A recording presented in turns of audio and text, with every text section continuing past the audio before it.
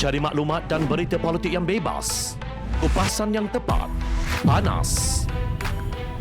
Dapatkannya secara eksklusif hanya di Jom Channel. Komitmen kami, pentasan berita Isnin hingga Jumaat. Berbicara dan isu semasa, kami garapkan secara langsung. Panel-panel berkaliber dan profesional.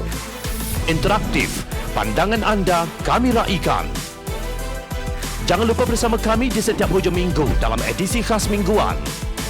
Jom Channel, moving forward, sharing a new experience.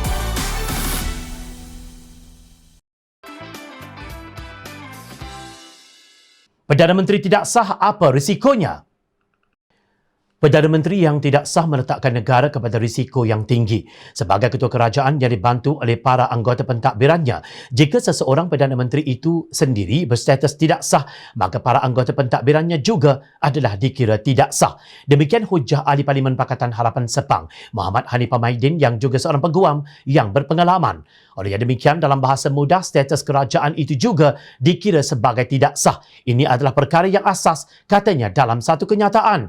Menurut Hanifah, walaupun Tan Sri Mahyadin Mak Yassin sedang bertaici, cuba mengelirukan ramai pihak yang kononnya beliau masih seorang Perdana Menteri yang sah, faktanya adalah jelas dan terang bahawa beliau memang tidak lagi mempunyai sokongan yang diperlukan bagi menjadi seorang Perdana Menteri. Dari sudut Perlembagaan Persekutuan, iaitu undang-undang tertinggi di negara ini, apa yang beliau lakukan sekarang ini secara jelas telah melanggar sumpah kesetiaan yang beliau ikrarkan bagi menjunjung dan mempertahankan ketinggiannya, tegas Hanifah.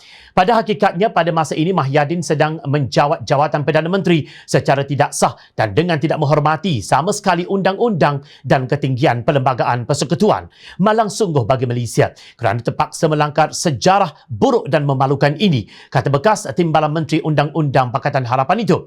Hanifah melihat Mahyadin seolah-olah membiarkan dirinya melakukan perkara yang tidak sah. Jujurnya, saya agak keliru mengapakah beliau boleh begitu berani melakukan perbuatan ini sehingga ke tahap ini. Jelas ini suatu perbuatan yang amat tidak bertanggungjawab dan boleh ditafsirkan sebagai kes penyalahgunaan kuasa yang terbuka, a glaring abuse of power, bidas beliau. Hanifah menjelaskan bahawa kewujudan undang-undang dan perlembagaan antara lain adalah bagi memastikan setiap tindakan mana-mana pihak, khususnya sebuah kerajaan, itu sentiasa sah dan di dalam ruang lingkup undang-undang dan perlembagaan. Menurut beliau, kewujudan perlembagaan adalah amat penting sebagai alat mengekang kuasa. Hakikatnya, jika mana-mana tindakan kerajaan itu adalah tidak sah, ia meletakkan sesebuah negara itu dalam bahaya dan risiko yang amat tinggi. Status keabsahan seorang Perdana Menteri itu amat mustahak kerana beliau amat perlu melakukan pelbagai tugas rasmi yang diperuntukkan di bawah undang-undang dan perlembagaan. Justru itu, secara tersirat, kedudukan dan status beliau itu sewajarnya tidak perlu diragui dari segi keabsahannya atau legitimasi. Di dalam Perlembagaan Persekutuan, terlalu banyak peruntukan di dalamnya yang menuntut penglibatan rasmi seorang Perdana Menteri, sama ada secara langsung atau tidak secara langsung, jelas Hanifah. Beliau turut membangkitkan risiko perundangan kepada negara jika status atau posisi kedudukan rasmi Perdana Menteri itu sendiri adalah tidak sah.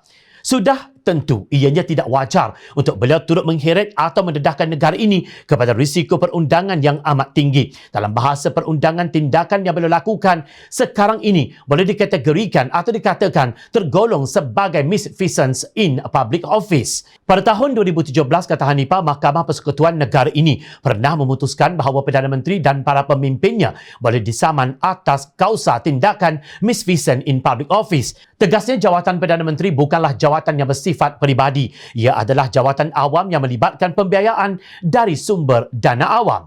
Bayangkan misalnya, jika pelantikan seseorang ke jawatan penting yang melibatkan penglibatan Perdana Menteri yang tidak sah, tidakkah ianya memberi risiko? Atau misalnya, penglibatan seorang Perdana Menteri yang meluluskan sesuatu transaksi yang melibatkan wang negara atau hubungan diplomatik dengan negara luar, tidakkah ianya berisiko? Soal Hanifah.